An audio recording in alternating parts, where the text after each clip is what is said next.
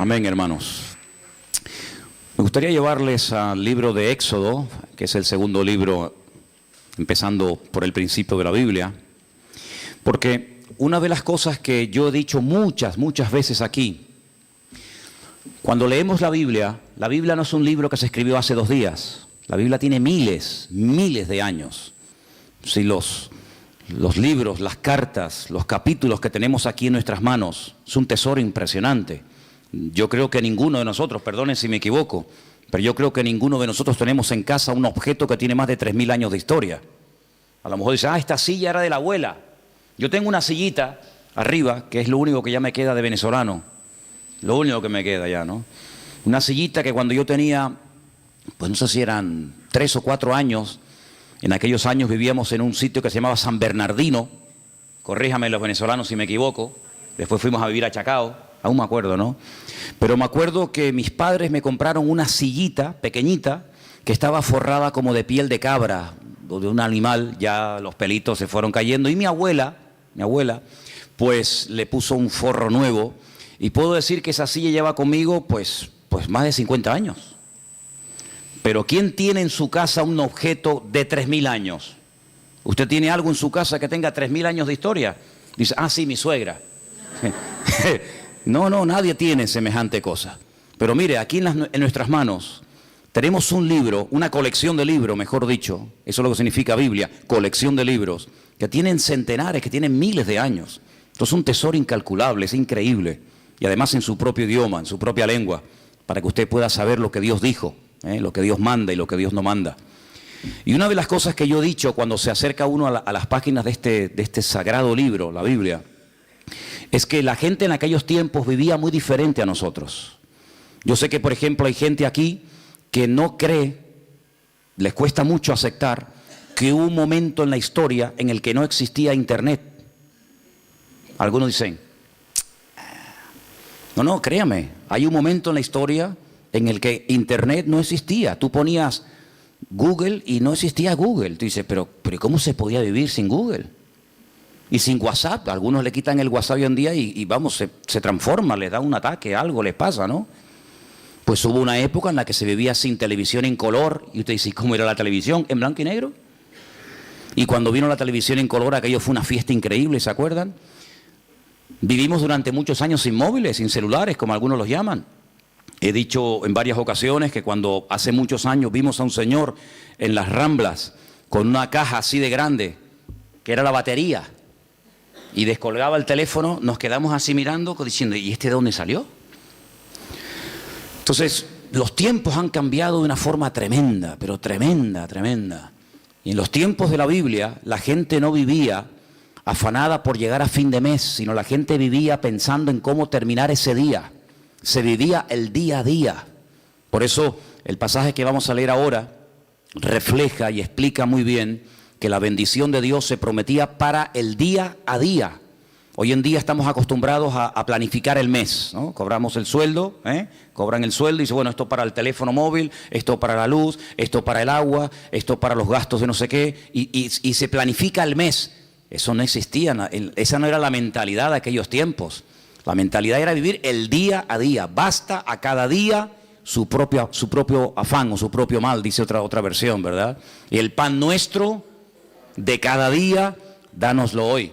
La famosa parábola de los labradores, cuando van a trabajar a la viña, ¿qué se les pagó? El día de trabajo. Entonces, cuando la gente terminaba el día y decía, hoy he comido, hoy he usado ropa y hoy voy a dormir bajo techo, gloria a Dios. Mañana, como se decía, Dios dirá. Mañana Dios dirá. Pero ¿quién vive hoy en día al día? Nadie. La gente enseguida planifica y la gente hace planes y bueno, el verano que viene me voy a ir de vacaciones a tal sitio o dentro de 3 meses y por eso están las agendas y por eso hay tantas historias. Pero en la Biblia no era así. En la Biblia era vivir el día a día, desde que salía el sol hasta que se ocultaba el sol y ya está. Y hay un pasaje en el Antiguo Testamento, en el libro de Éxodo, capítulo 16, que voy a leer unos versículos para que vean qué interesante esta historia.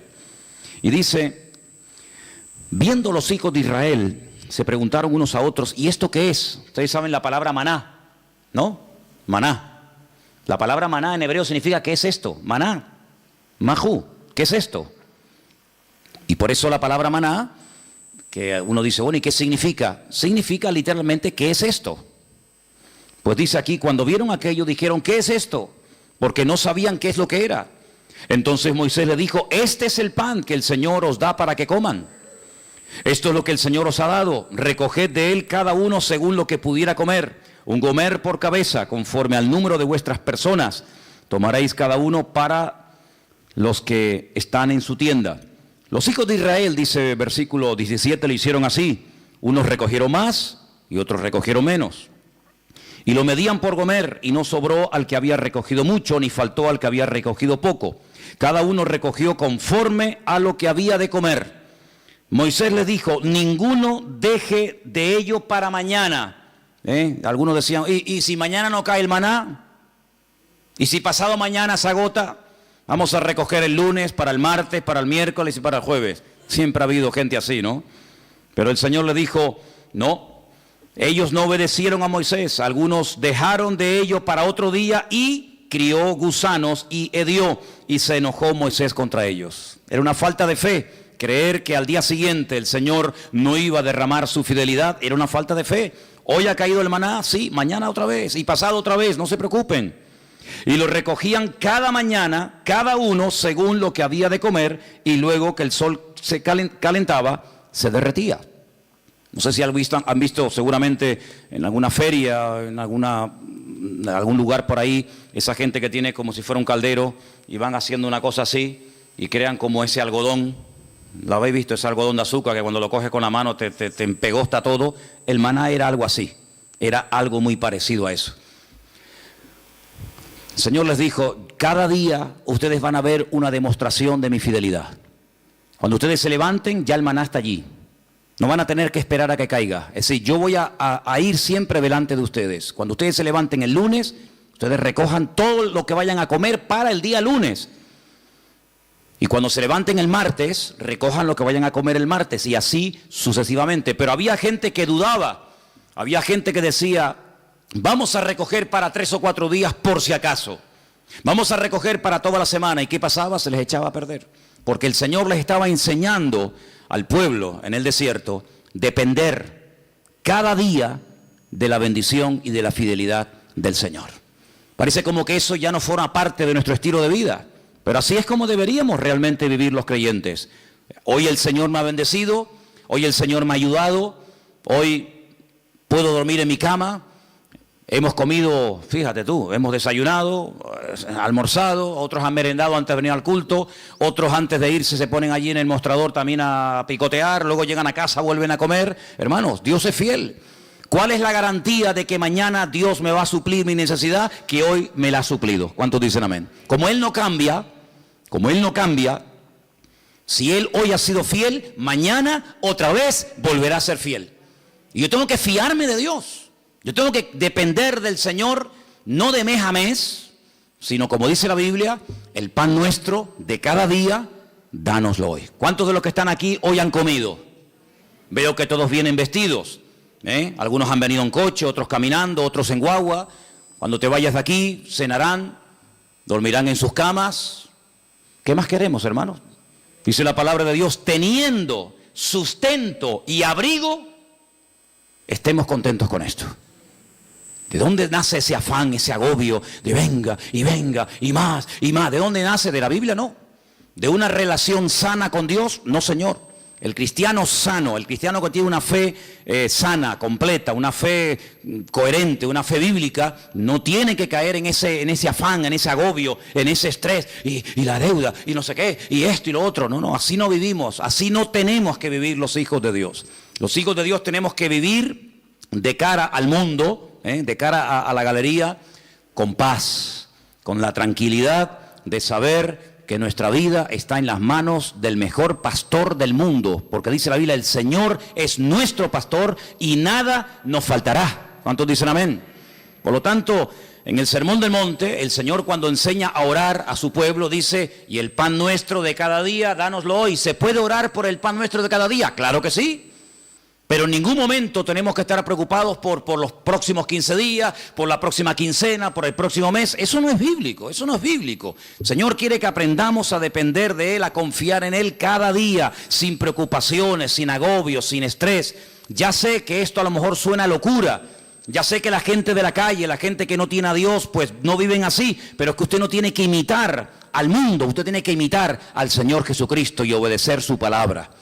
Hay un texto muy interesante que yo lo he leído muchas veces, de hecho no quiero exagerar, pero casi a diario lo leo, y se encuentra en Deuteronomio. Es un pasaje buenísimo, buenísimo, que de vez en cuando pienso yo que deberíamos de leer. Está en Deuteronomio capítulo 8, del versículo 11 en adelante. Es buenísimo este pasaje, de verdad que es una bendición de Dios el poder tener esto en nuestras manos. Dice, cuídate de no olvidarte del Señor tu Dios. Y yo pregunto, ¿y se puede acaso alguien olvidar de Dios? Porque te puedes olvidar, no sé, de las llaves, del móvil. Te puedes olvidar de dónde dejaste el coche. Yo me acuerdo hace años, venía por la calle esta de la iglesia con el casco de la moto en la mano. Y me metía en el bar de aquí al lado a tomar un cortado. Y un hermano, me dice, ¿de dónde vienes? Digo, no, tuve que ir abajo a Santa Cruz a hacer unas cosas. Y me dice, ¿y tú vas por la vida con un casco debajo del brazo? Digo, ¡ay, la moto! Y la dejé en la Plaza de España. Yo me vine desde la Plaza de España hasta aquí con la moto, con el casco de la moto bajo el brazo. Como eso, simplemente mirando el casco, sabes que, mijo, el casco es para usarlo en la moto. Pues me olvidé de la moto. Y un día tuve que llamar al segurita del Carrefour allí en La Laguna, porque para mí es que me habían robado el coche.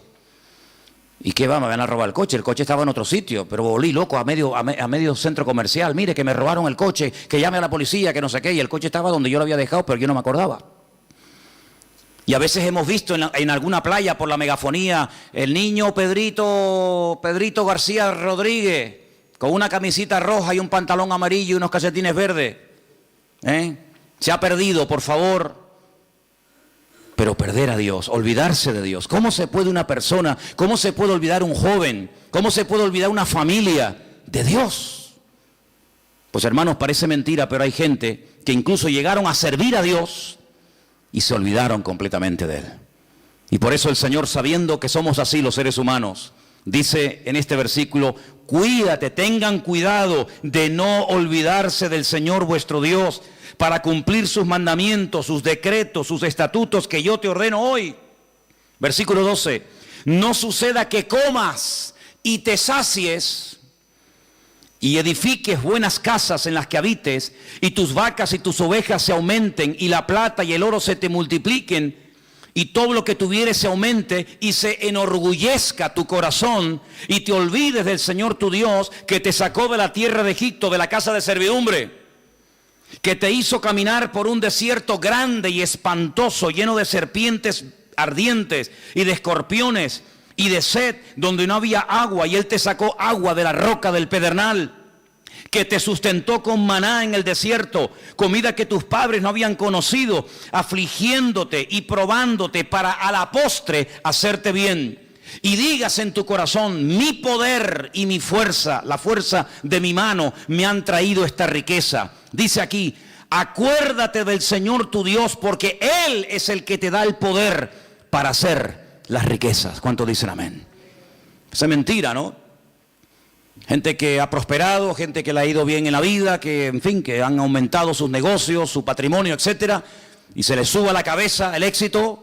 Y digan, no, es que yo tengo todo esto por mi fuerza, por mi sabiduría, por mi poder. Usted dice, no, a mí eso no me puede pasar. No lo digas, porque como lo diga, a veces al final te va a terminar pasando. El hombre es así, hermanos. El hombre, mientras depende del Señor, se mantiene humilde, se mantiene sometido al Señor, pero como parece que a veces la riqueza o la abundancia se le vuelven en su contra, pueden incluso llegar a olvidarse del Señor, del Creador. Dice, el que te sacó de Egipto, el que cuando eras un esclavo y nadie daba un duro por ti, yo te compré y te saqué de la tierra de esclavitud y te conduje por el desierto y te di agua y te di maná y te di todo lo que necesitaba. Y ahora que llegas a la tierra prometida te olvidas de mí, porque crees que ha sido tu sabiduría, tu fuerza, tu experiencia en la vida la que te ha llevado de la nada a la cumbre, y te equivocas. Ten mucho cuidado y guarda tu corazón, dice la Biblia, Porque soy yo el que te da la sabiduría, soy yo el que te da el poder para hacer las riquezas. Y cuando el Señor le da a uno sabiduría para hacer negocios, y cuando el Señor le da sabiduría para hacer algo, aunque te salga bien el negocio, lo que has comprado, lo que has hecho, no te olvides siempre de darle la gloria y la honra al Señor. ¿Cuántos dicen amén? Así que tengamos cuidado, ¿verdad? Porque son más los que se han perdido, los que se han enfriado y se han apartado de los caminos del Señor en la abundancia que en la escasez. Parece mentira, pero así ha ocurrido muchísimas veces, ¿no? Así que estamos viendo a la luz de la palabra de Dios cómo hay que depender cada día de Él. Ahora, vivimos en un mundo, como dije la semana pasada, rodeado de mentiras y de mentirosos. Esa es la cruda realidad. Vivimos en un mundo en donde los principios y los valores están al revés. Dice la Escritura que llegaría un momento en la historia de la humanidad, y yo creo que ya hemos llegado, en el que a lo malo te lo presentarían como lo bueno. Y lo que es bueno y decente de toda la vida, te lo presentarían como algo malo. Y uno dice, pero ¿cómo puede ser eso? ¿Cómo puede ser que la decencia, la fidelidad, el ser honesto, el vivir la verdad, el ser sincero esté mal visto y parece que le vaya mejor al ladrón, al sinvergüenza, al que roba, al que miente, al que engaña? ¿Cómo puede ser eso? ¿Cómo puede ser que personas por no pagar a lo mejor una pequeña cantidad le embarguen lo que tienen, y personas que han robado millones se estén pegando la gran vida y salgan en televisión y viajen por aquí y compren por allá? ¿Cómo puede ser eso? Bueno, son los últimos tiempos. Tiempos en los que a lo dulce lo presentarían como salado y a lo salado como dulce, dice la Biblia. Ahora, hay dos versículos que aparentemente son contradictorios y curiosamente, tanto uno como otro los escribió la misma persona. Por ejemplo, hay un versículo que todo cristiano, yo creo, no, da igual a la iglesia que asista o a la denominación a la que pertenezca, yo creo que hay un versículo que todos los cristianos se lo saben de memoria. Y si no, vamos a comprobarlo. Juan 3:16. ¿Qué dice? Díganlo fuerte. Uy, no. A ver si me vais a dejar en... Que esto lo están viendo miles de personas ahora mismo en el mundo entero, ¿eh? Decirlo fuerte, a ver qué dice. Porque de tal manera amó Dios al mundo, que ha dado a su Hijo unigénito, para que todo aquel que crea en Él no se pierda, mas tenga vida eterna. ¿Qué dice la Biblia que Dios hizo? Dios amó. ¿A quién? Al mundo. Dígalo fuerte. Dios amó al mundo. Otra vez. Dios amó al mundo. Ahora explíqueme esto. No améis al mundo ni las cosas que están en el mundo. ¿En qué quedamos? Juan 3:16 dice, Dios amó al mundo. Y primera de Juan capítulo 2 verso 15 dice, no améis al mundo ni las cosas que están en el mundo. ¿Cómo es que la Biblia dice que Dios amó al mundo y a mí se me prohíbe amar al mundo? Hay que explicarlo, porque en la Biblia no hay contradicciones. Hay gente que dice, es que la Biblia es un libro lleno de contradicciones. Y yo le digo, cuando usted me muestre una, nos sentamos y hablamos. La Biblia no tiene contradicciones. El problema es que muchas veces no se puede terminar de traducir exactamente, porque nosotros tenemos una sola palabra para la palabra mundo. Como para la palabra amor, tenemos una sola palabra. No hay 4 o 5 palabras para amor. Amor hay una sola palabra, no hay más. En griego hay 3 o 4 palabras y en hebreo ni le cuento.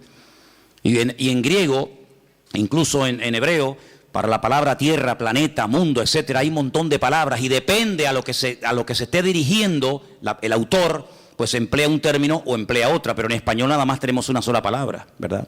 Cuando estamos leyendo Juan 3:16, dice que de tal manera, de tal magnitud, con tal fuerza, amó Dios al mundo. Ahí está haciendo referencia a la raza humana, al hombre, a la humanidad.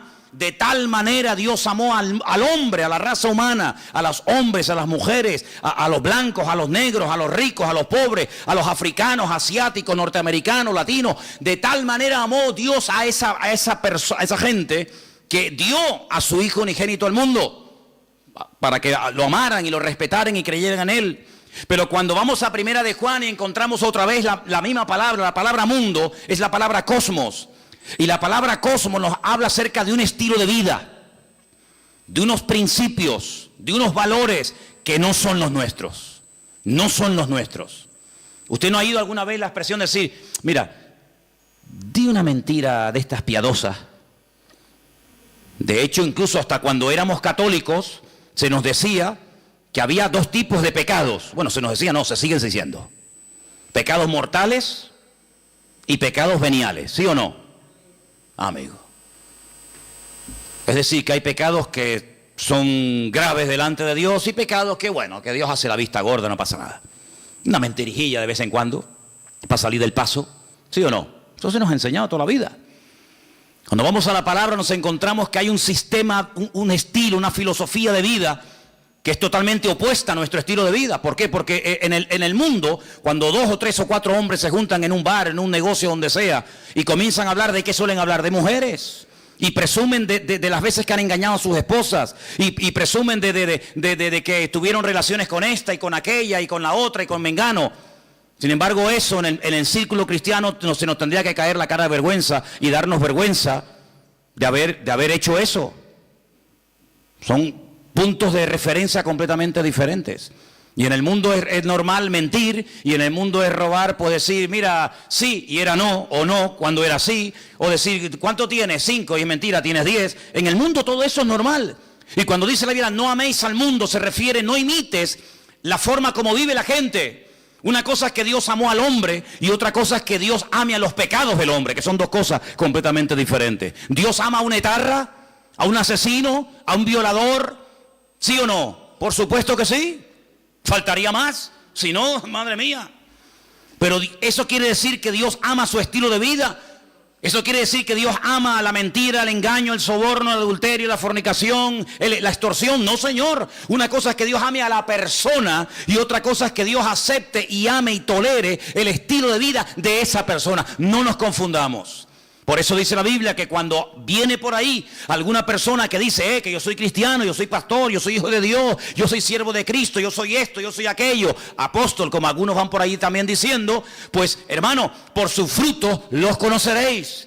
Y por eso dice la Biblia que hay que probar los espíritus, porque no todos los espíritus son de Dios. Y por eso encontramos en la Biblia falsos evangelistas, falsos pastores, falsos maestros, falsos apóstoles, etcétera, etcétera. ¿Por qué? Porque Dios ama a todo el mundo por igual, pero denuncia y no tolera el pecado y el desorden de nadie. ¿Cuántos dicen amén?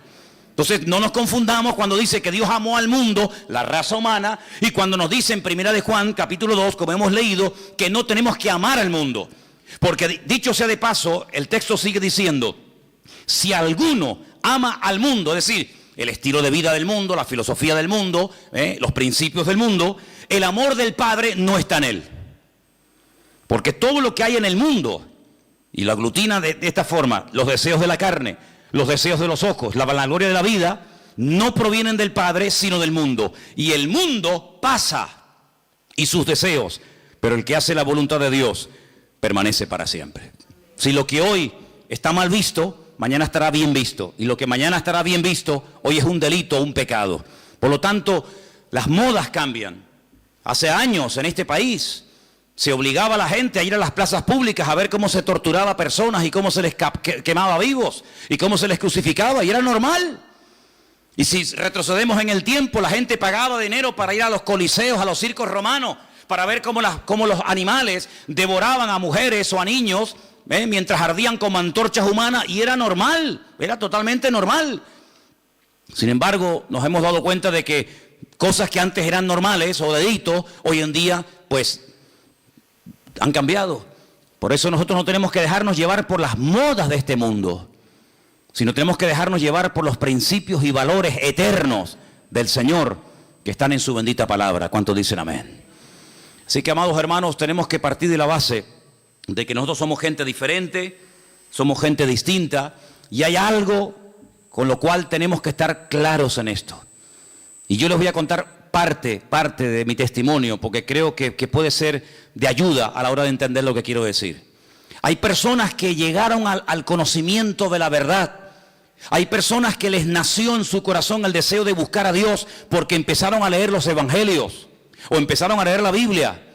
Conozco muchísima gente que me dice, no, yo un día me compré una Biblia, o alguien me regaló una Biblia, un Nuevo Testamento, como esta que estáis ofreciendo los hermanos moteros, ¿no? Bueno, te llega la Biblia, empiezas a leerla, y empiezas a interesarte, empiezas a darte cuenta de un montón de cosas y se despierta algo en ti que te lleva a una búsqueda de la verdad, y buscando, pues encuentra. ¿Y a quién encuentra? Al autor y al consumador de la fe, que es Cristo Jesús, ¿sí o no? Pero a mí no me pasó eso. Yo fui al revés. Yo no había leído en mi vida la Biblia, jamás. No me interesaba. Yo no sabía ni lo que era una Biblia.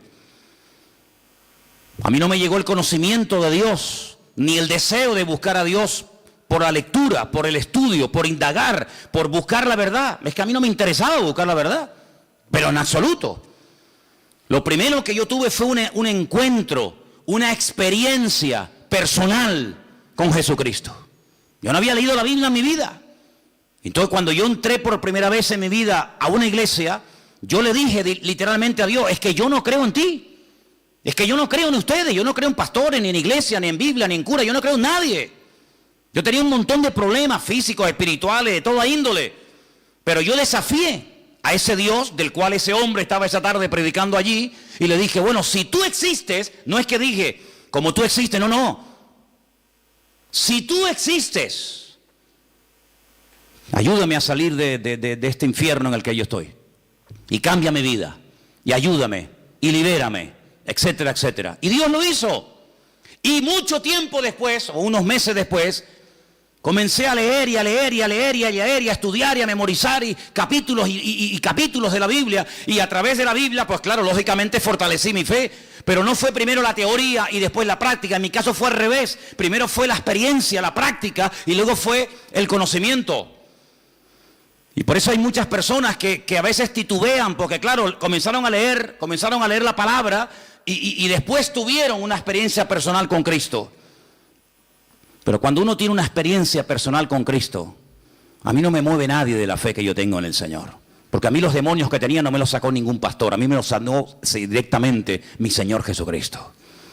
Y el que me transformó la vida no fue una predicación de un reverendo o de un apóstol, o como ese radio se llame, sino que directamente mi Señor y mi Dios me liberó y me transformó y me rompió completamente. Y después comencé a leer su palabra. Y por eso hay gente que lee la palabra y después tienen la experiencia, si es que la llegan a tener, y por eso a veces dudan de haber interpretado correctamente el texto y lo habré interpretado mal, y en vez de resulta que era así, resulta que era asado. Yo no tengo la más mínima duda. Yo he hablado con budistas, he hablado con gente que practica el Islam, he hablado con rabinos judíos de todo tipo, cerrados, abiertos, de toda índole. Y yo cada día estoy más firme en mi fe, porque a mí el conocimiento y la experiencia no me vino por lo que leí ni por lo que me enseñaron. Es que yo tuve un encuentro personal con Cristo. Yo era ciego y ahora veo. Entonces, cuando una persona tiene un encuentro personal con Cristo, que digan lo que digan, que hagan lo que hagan, que pase lo que pase, yo sé en quién he creído. ¿Cómo voy yo a negar que soy blanco? Hermano, si yo me subo a esta plataforma esta tarde y digo: hermano, ustedes me ven blanquito, pero yo realmente en el fondo soy negro. Usted dirá: bueno, hermano, usted dé lo que quiera, pero usted se le ve por fuera y usted tiene piel blanca. No, hermano, es que yo soy moreno, mulato y soy mujer. Pasa que ustedes me ven con otra visión. No puedo negar, yo no puedo negar lo que soy. Pues exactamente igual le digo espiritualmente. Yo no puedo negar que Cristo un día me sanó, me liberó y me transformó la vida.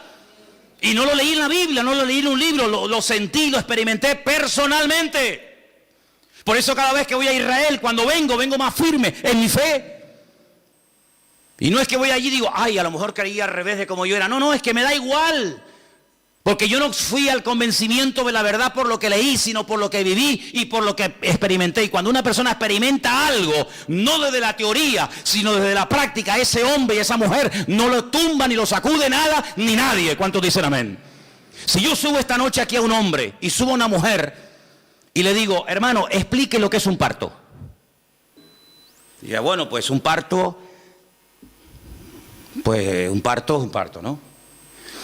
Tienes dolores, hay un momento como se rompen aguas, se llama, ¿no? Corríjame porque yo en esto estoy fatal, ¿eh?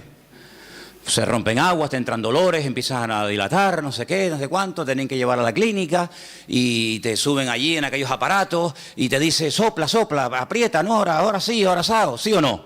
Qué malo soy, soy fatal. Asuman ustedes una mujer aquí que haya parido y dice: mira, Manolo, cállate la boquita, anda. Un parto no tiene nada que ver con lo que tú has dicho. Tú estás hablando desde la teoría, desde lo que has oído, de lo que te han contado. Pero yo he parido. Y un parto es esto y esto y esto. ¿Quién puede dar mejor una información de lo que es un parto? ¿Yo? ¿O una mujer que ha parido? Evidentemente una mujer que ha parido. Porque no lo habla desde la teoría. Lo habla desde la realidad. Desde el dolor. Lo habla desde la sensación de haber tenido esa criatura en su vientre y de haberlo sacado y ver la realidad de lo que es un parto. Y exactamente igual ocurre, amados hermanos. Hay gente que habla de Dios desde la teoría. Que si Dios es así, que si Dios es asado, que si no sé qué. Que hablas con un judío, te dice una cosa. Hablas con un musulmán, te dice otra. Hablas con un evangélico, te dice una cosa. Hablas con un mormón, te dice otra cosa. Hablas con un budista, te dice no sé qué. Y entonces tú dices, Dios mío, pero cada uno tiene una opinión diferente. Pero todos tienen la razón. No puede ser que los musulmanes digan que Dios no tiene un hijo y que los cristianos digan que Dios sí tiene un hijo. ¿Quién tiene la razón? ¿El musulmán o Dios? ¿O el cristiano?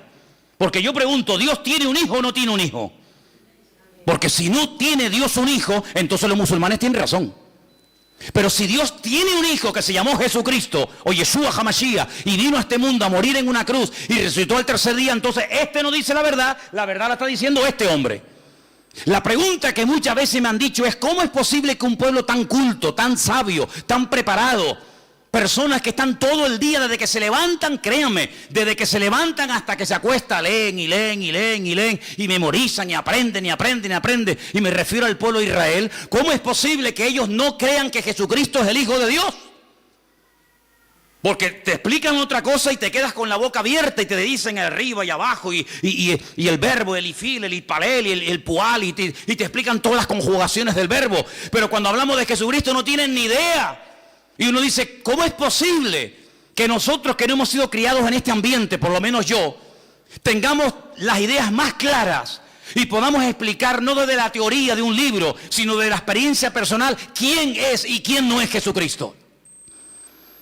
¿Cómo es posible que 14 veces se hayan equivocado los judíos nombrando a un Mesías que luego le salió el tiro por la culata? Lean la historia de Bar Kokhba. Una ruina trajo a Israel. ¿Quién lo apoyó? Uno de los rabinos más grandes en la historia de Israel, Rabí Akiva. Un hombre que fue capaz de morir torturado. Dice que mientras lo quemaban los romanos en el 100 y pico después de Cristo, con pinzas le arrancaron la piel. Y todos los trocitos de piel que le quedaban con un cepillo de púas, se la arrancaron. ¿Cómo es posible que un hombre que murió de esa manera torturado dijera que Jesucristo fue un impostor? Y después tuvieron a otro llamado Sibitai. Y ese fue una ruina total porque la mayoría de los judíos del mundo entero lo reconocieron como el Mesías.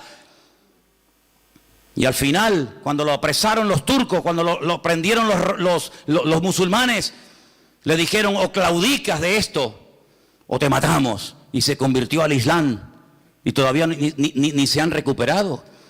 ¿Y cómo es posible que hace unos años, en todas las calles de Israel, en los taxis, en las guaguas, en los colegios, en la radio, en la televisión, por todas partes había pancartas, que viene el Mesías, que viene el Mesías, que viene el Mesías, el viejito Lubavitch, un viejito así chiquitito?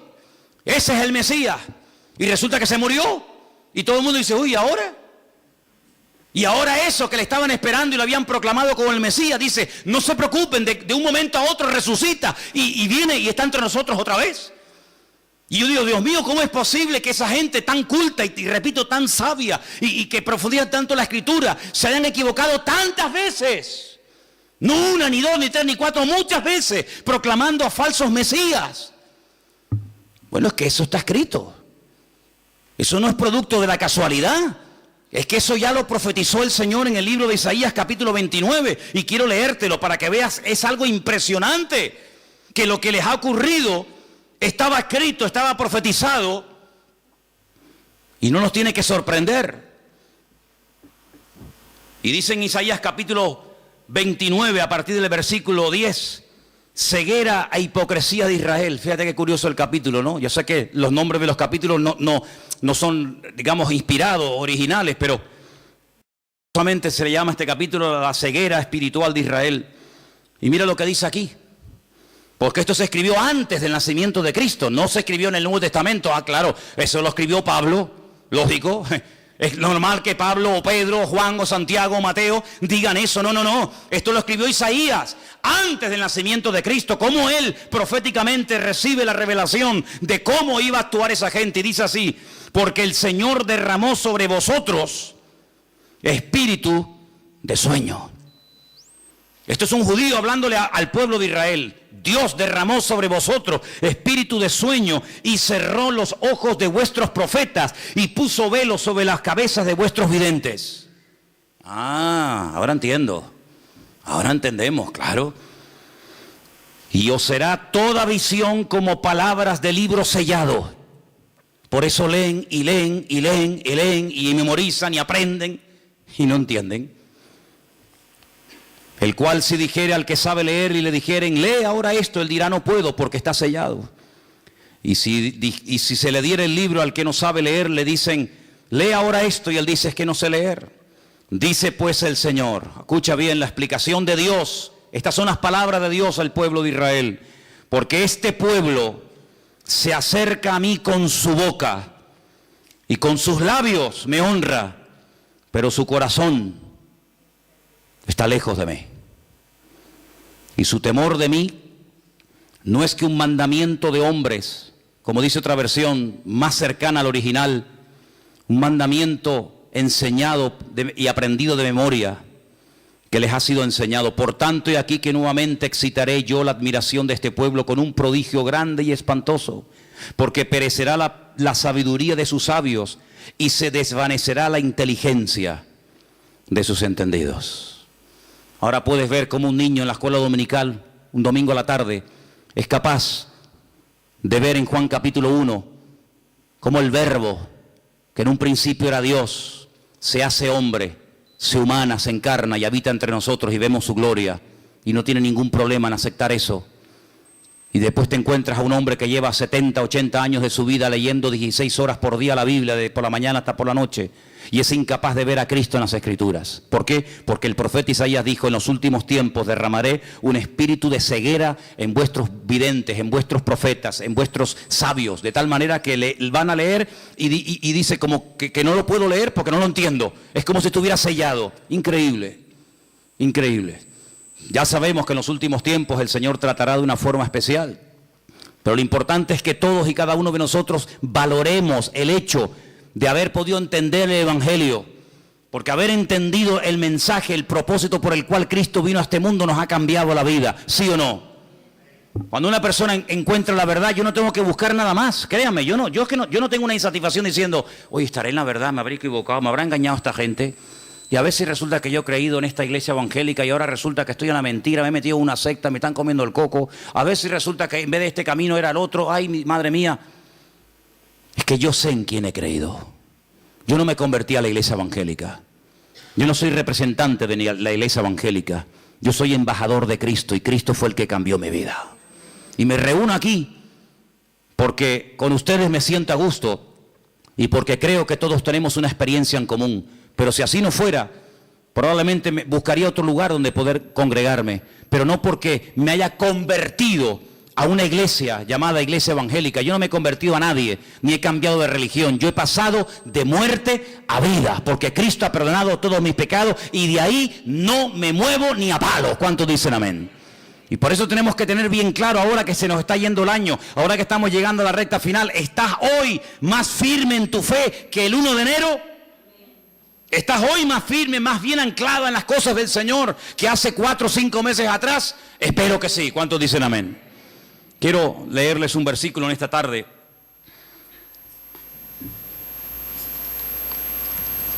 Y antes de buscar ese texto que se encuentra en Apocalipsis, en el capítulo 3, déjenme que les diga algo. Cuando uno empieza a leer la Biblia desde el principio, uno se va a dar cuenta de que cuando Adán y Eva pecaron, y ahora hablaremos un poquito de esa mujer también, quedaron desconectados del Señor, desconectados completamente. Todo cambió, todo. Aquel hombre y aquella mujer eran perfectos, y usted y yo no somos perfectos, sabíamos eso, ¿no? Si te crees perfecto, díselo a tu mujer a ver qué te dice y ya verás cómo te recuerda que no lo eres. Así de claro. Qué maravilla el ojo humano, ¿eh? Qué maravilla poder ver en colores. Porque nosotros vemos en colores, ¿sí o no? ¿Usted ve en colores? Hay algunos que confunden, ¿no?, el rojo con el verde con el amarillo, pero generalmente el hombre ve en colores, vemos en 3 dimensiones. Podemos ver de cerca, de lejos, enfoca de una forma maravillosa. Pero usted sabe que de todo lo que hay aquí que se podría llegar a ver, solamente vemos el 1%. Nuestro ojo solamente percibe el 1% de todo lo que podríamos llegar a ver. Adán veía al 100% sin ningún problema. Veía a los ángeles, veía el mundo espiritual y natural de una perfección tremenda. ¿Qué le parece?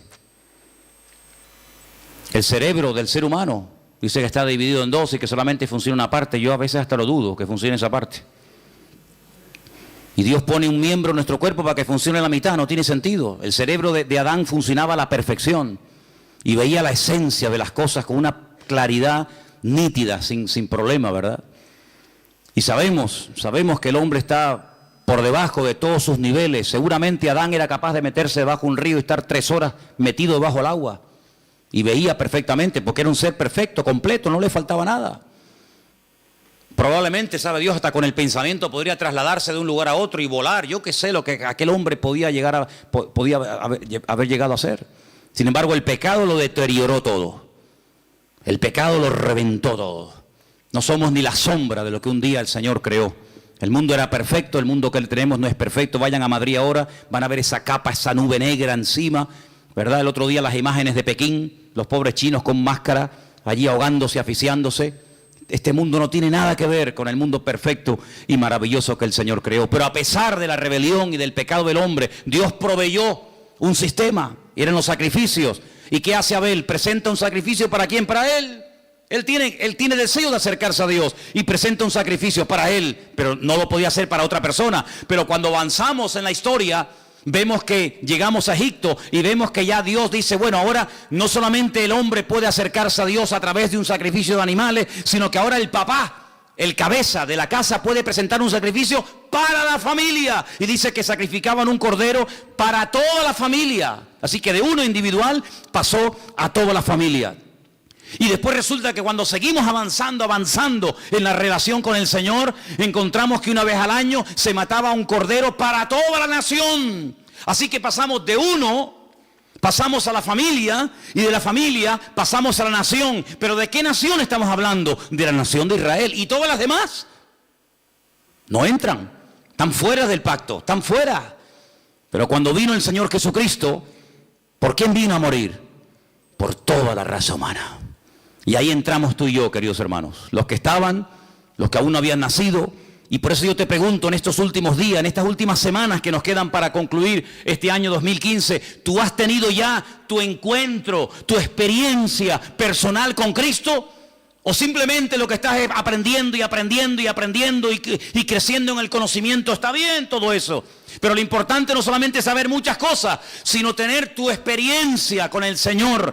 Porque si mañana nos quitan las Biblias, si mañana nos cierran los templos y ya no podemos depender de un culto, de una predicación o de un pastor, ¿qué va a pasar con nosotros? Nada. ¿Por qué? Porque estamos conectados a través de nuestra propia experiencia con la fuente de la vida, porque tenemos nuestra propia experiencia con Cristo.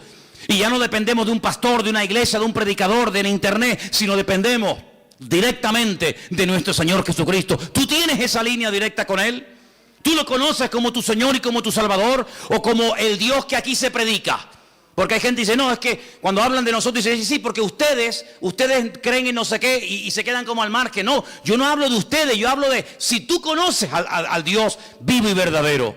¿O es que acaso el Dios del evangélico es diferente al Dios del católico? ¿No hay un solo Dios? Bueno, pues a ese único Dios del cual hablamos y predicamos, ¿lo conoces personalmente? ¿Tienes un encuentro con Él? ¿O para saber algo de Él tienes que buscar en Mateo? ¿O para saber algo de su esencia y de su carácter tienes que ir a los Salmos o al Apocalipsis o por aquí y por allá? No, no hace falta que vaya por aquí y por allá, porque yo sé quién es y conozco a mi Padre y sé lo que le agrada y lo que no le agrada. La gente más espiritual, la gente que más creció en su relación con el Señor, nunca leyeron la Biblia, porque no la tenían. Abraham no leyó nunca la Biblia. Jacob, Isaac, José, personas que nunca leyeron la Biblia, pero ellos conocían a Dios, no por lo escrito, sino por lo que habían experimentado. Y José era capaz de rechazar a la mujer de Potifar diciendo, ¿cómo voy yo a pecar contra mi Dios? Pero hijo, ¿dónde está escrito que eso es pecado? Aquí en mi alma está escrito. Porque yo conozco la voz de mi Señor y sé lo que le agrada y lo que no le agrada, aunque nunca haya leído la Biblia y aunque nunca me haya congregado en ninguna parte, yo conozco a mi Dios y sé que a mi Dios eso no le agrada.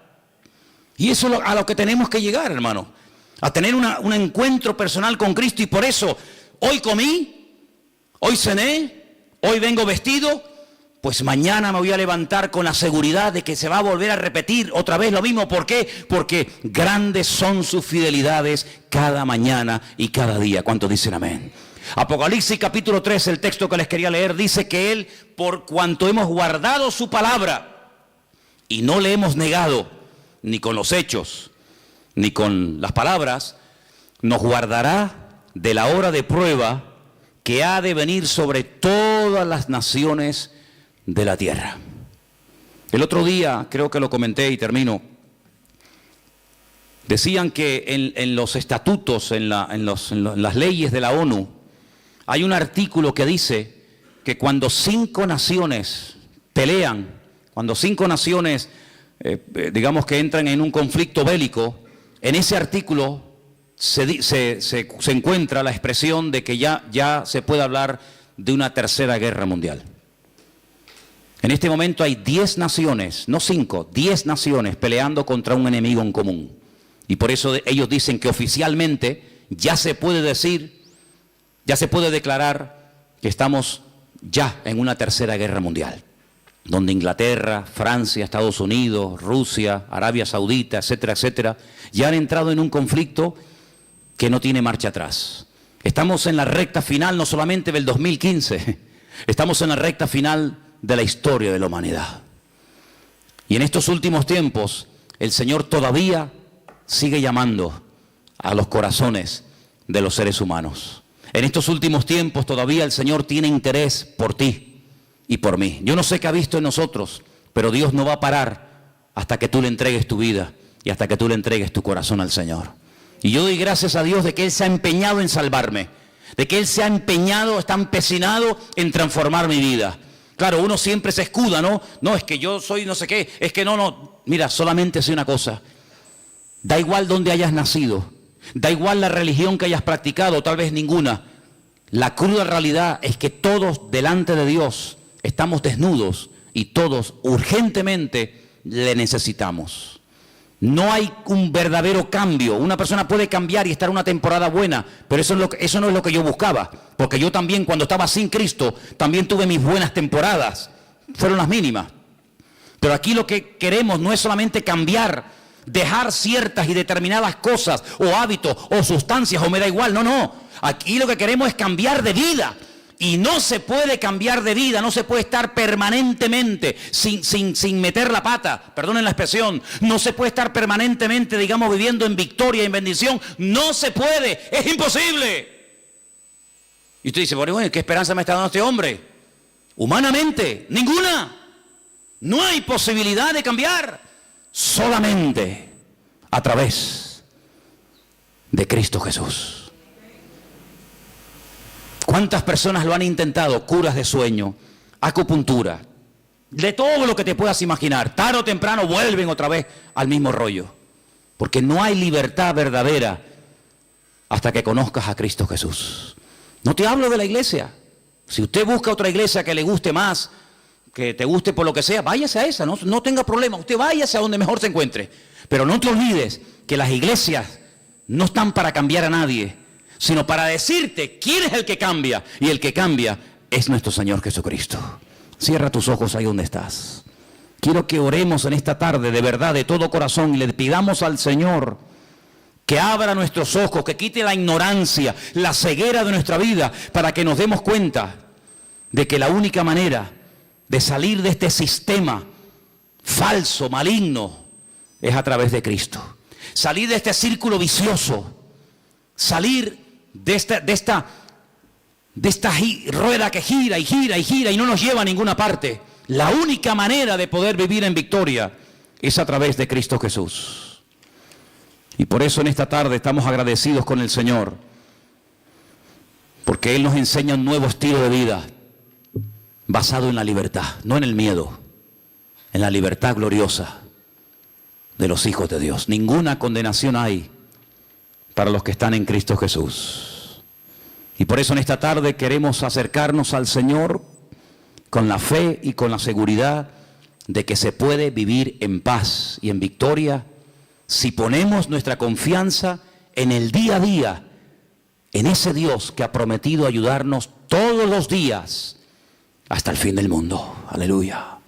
Si en esta tarde hay entre nosotros algún hermano, alguna hermana, alguna persona, algún joven, me da igual, que tal vez por primera vez en su vida, fíjate lo que te digo, por primera vez en su vida dice, pues oye, yo quiero entregarle mi vida al Señor.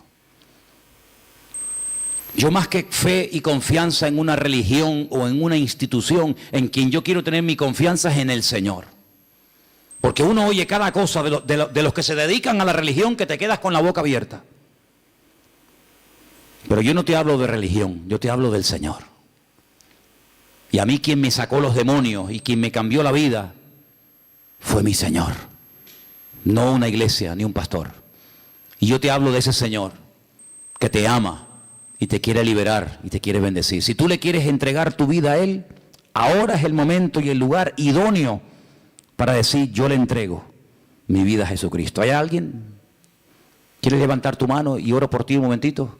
¿Alguien le quiere entregar su vida al Señor por primera vez? Dios te bendiga. Dios te bendiga, valiente. ¿Alguien más? Alguien más que dice, yo también le quiero entregar al Señor mi vida. Y quiero pedirle, Dios le bendiga. Gloria a Dios. ¿Alguien más? Dios le bendiga a ti también. Gloria a Dios. Hay 4 personas esta tarde que han levantado su mano, 5. Bendito Dios. Que le están diciendo al Señor, Señor, yo quiero cambiar de vida. Ahí donde estás, no hace falta ni que te levantes.